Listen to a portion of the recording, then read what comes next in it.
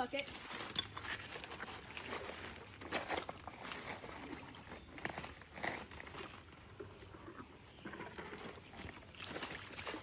Wow. You fill it with water. You do the next one. Yeah, I knew it had a leak. That's why I used metal. Oh, oh no. 2 hands.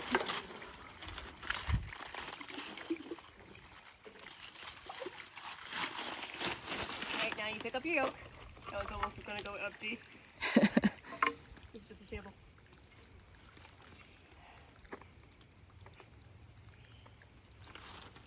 Now you bend down. Okay.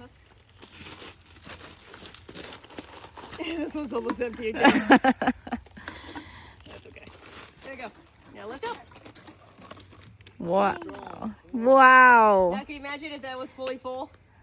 Yeah. You had to carry it back and forth, back and forth. Is that insane? It's heavy, huh?